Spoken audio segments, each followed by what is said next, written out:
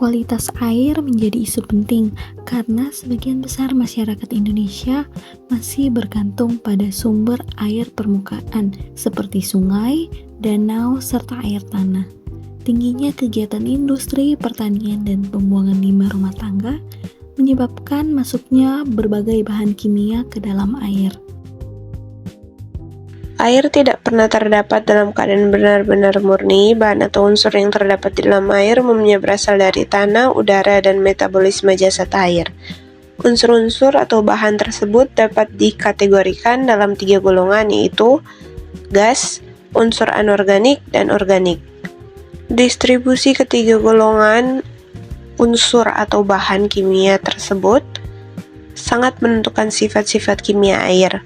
Unsur-unsur atau bahan kimia yang terdapat dalam air ada yang dapat larut dan ada yang tidak larut. Penilaian meliputi parameter seperti pH, konduktivitas, oksigen terlarut, nitrat atau nitrit, fosfat, logam berat, pestisida, dan senyawa organik persisten.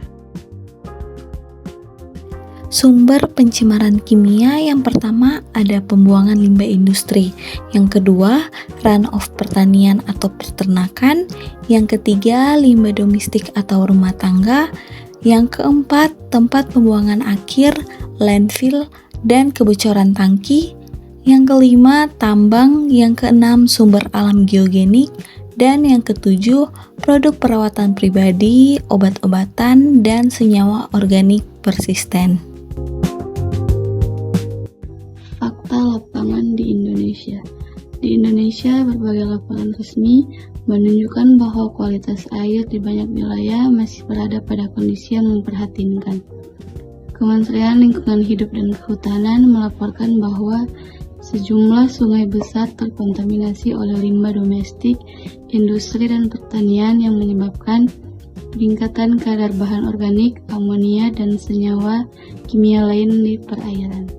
Pada wilayah dengan pertanian intensif, kadar nitrat dalam tanah cenderung meningkat akibat penggunaan pupuk nitrogen secara berlebihan, sebagaimana dicatat dalam pedoman pengelolaan lahan oleh Kementerian Pertanian. Selain itu, wilayah pertambangan di Indonesia diketahui beresiko mengalami paparan logam berat seperti merkuri dan arsenik, terutama pada daerah penambang emas skala kecil yang sering menggunakan bahan kimia berbahaya.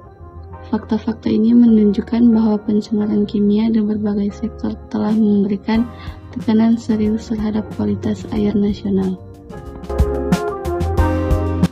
Dampak pencemaran kimia terhadap lingkungan. Pencemaran kimia memberikan dampak besar terhadap ekosistem perairan. Kelebihan nitrat dan fosfat dari limbah domestik serta aktivitas pertanian dapat memicu eutrofikasi, yaitu pertumbuhan alga secara berlebihan yang menurunkan oksigen terlarut dan mengakibatkan kematian ikan serta ketidakseimbangan ekosistem. Selain itu, logam berat seperti merkuri, timbal, dan kadmium yang berasal dari industri maupun pertambangan dapat terakumulasi dalam organisme air dan meningkatkan risiko biomagnifikasi dalam rantai makanan. Badan Pengawas Obat dan Makanan menegaskan bahwa logam berat yang masuk ke tubuh manusia melalui konsumsi ikan atau air tercemar dapat memicu gangguan saraf, kerusakan ginjal, dan efek toksik kronis. Dampak ini menunjukkan bahwa pencemaran kimia bukan hanya masalah lingkungan, tetapi juga ancaman bagi kesehatan masyarakat. Selanjutnya adalah dampak terhadap kesehatan masyarakat. Kontaminasi kimia dapat berasal dari arsenik, nitrat, timbal, pestisida, dan logam berat yang dapat menyebabkan berbagai masalah kesehatan seperti gangguan ginjal dan hati, kerusakan saraf terutama pada anak, kanker yang disebabkan oleh paparan arsenik jangka panjang, fluorosis atau kelebihan fluorida, methemoglobinemia atau blue baby syndrome akibat nitrat, dan paparan kronis yang meningkatkan risiko penyakit jangka panjang dan menurunkan kualitas hidup. Solusi dan upaya pengendalian. Yang pertama ada perlindungan sumber air. Di dalamnya, mencegah pembuangan limbah kimia ke sungai atau danau, dan pengawasan industri serta pertanian. Yang kedua ada pengolahan air. Di dalamnya ada filtrasi khusus, penukaran ion, adsorpsi, atau teknologi lain sesuai jenis kontaminan.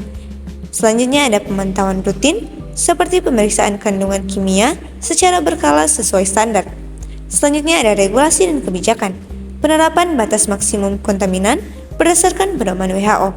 Dan yang terakhir, peran masyarakat. Di dalamnya ada pelaporan pencemaran, penggunaan filter rumah tangga bila diperlukan, serta menjaga kebersihan lingkungan sumber air.